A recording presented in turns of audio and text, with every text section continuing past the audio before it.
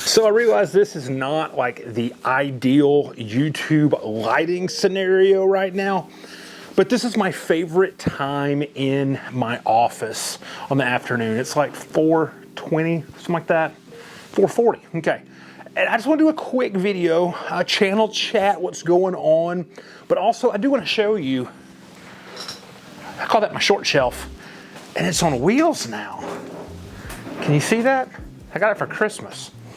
I'm really excited about it. I'm going to share with you what's on there today. But a little channel chat first. Y'all, things have been kind of going crazy lately. I've doubled in watch views over the last month. That's kind of crazy. I shared back a few months ago that I was right there on the edge of getting monetized. That happened back in November. We picked up tons of new folks with the videos about my 2023 Bible and the 4 Bible rundown, all that sort of thing. That was kind of expected, but if you're new to the channel, you haven't been watching for very long, I'm Chad Brooks, I'm a pastor here in Louisiana. I make videos about the Bible, the spiritual life, and the everyday goings on of a pastor. And usually in the beginning of the year, we kind of ramp down from hardcore Bible content because we just did a bunch of Bible content. But I've got some cool stuff coming up. I want to do a video about a new color I have in my color coding system, what that looks like. And in that video, I'm going to talk also about what does it mean for you to develop your own color coding system, because that's a lot of the things I like to hear from people about that. I also got some other stuff I'm just kind of cooking on. I'm trying to find this like medium between a lot of stuff going on in the videos and then just me talking to you here. Because I love the pretty B-roll. I love the aesthetic side of that, all those sorts of things. That's really, really cool to me. But I also know I want to crank content out, and I'm busy in my day job right now. Super, super busy. It's one of the things I want to talk to you about.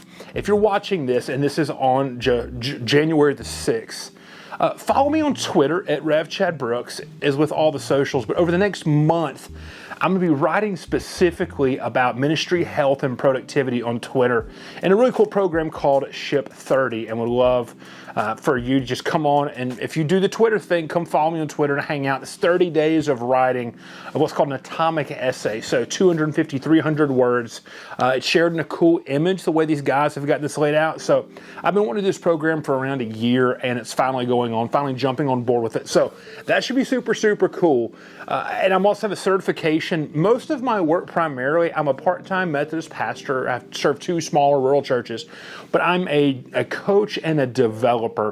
Work with a company called Passion and Partnership primarily. Then I do some stuff on the side through my own company with Productive Pastor Group. I've got a couple certifications I'm working on this month. So I've got a lot going on right now. I would love to make like super fancy, cool YouTube videos with all the little things I like to do. But it might just be talking head videos for a month. Not sure, but whatever. It's kind of the channel chat side of this. If you've ever been to channel chat before, what I do with channel chat is I kind of update you on me and the channel, and then I show you something cool. And so now it's time to see something cool, and I'm going to walk through the stuff that's on my short shelf, talk about the idea of a short shelf, and then what's on here, why it's on here, and what I'm doing with it. So let's move over to the short shelf. All right, here we go. In the short shelf, you see the light. It's really pretty right now, but it's not YouTube friendly. So let's move this on the short shelf right now. And so the idea of short shelf for me is these are books that I am wanting to engage in like particular and unique ways right now. They're books that I'm using maybe for other projects. That's adjusted too much. Okay, yeah, no production value on this episode. And so it's just the stuff I'm keeping in front of me right now that I can get to easily.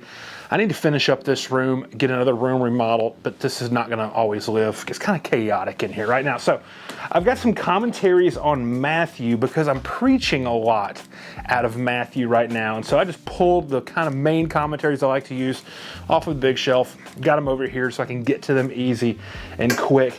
Then I've got some stuff on mission because I'm preaching through just some basic understandings from the Great Commission and that sort of thing, asking questions about what is the church, what is the role of the church, all of that.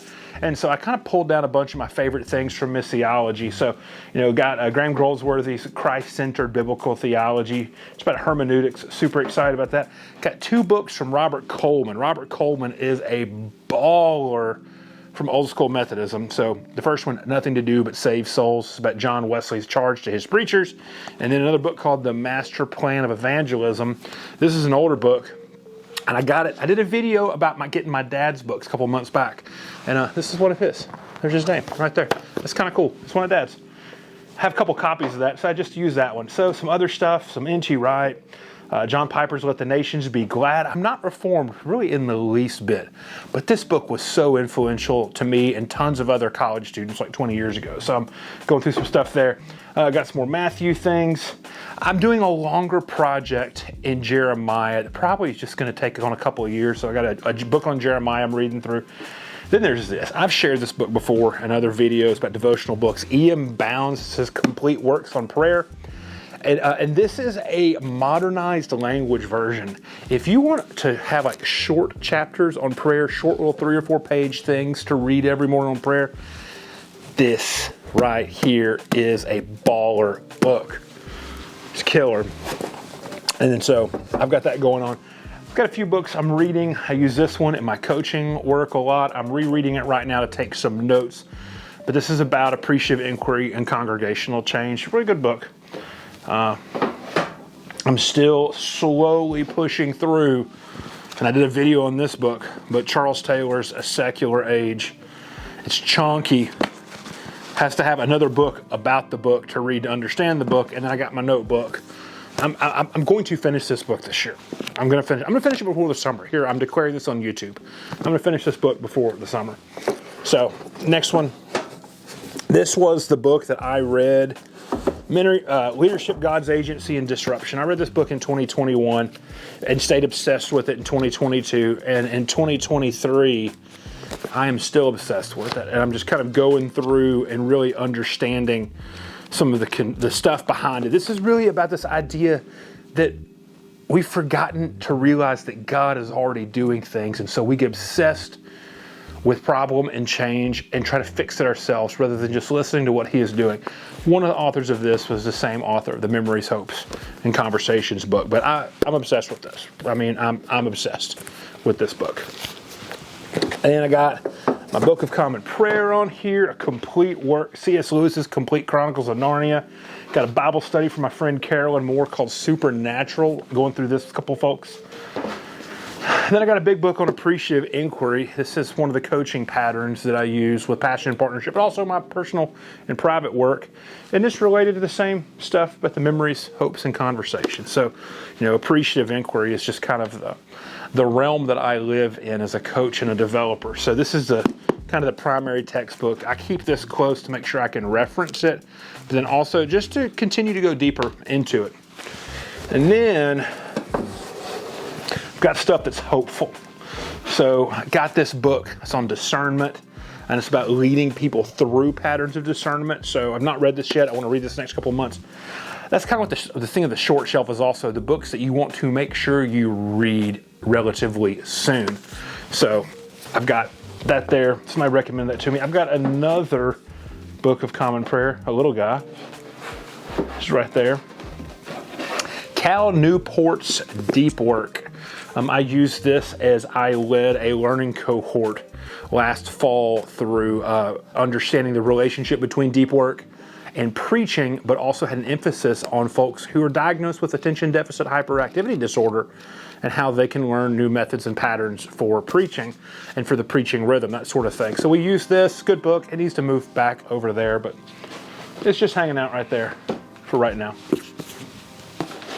And then I got another Charles Taylor book.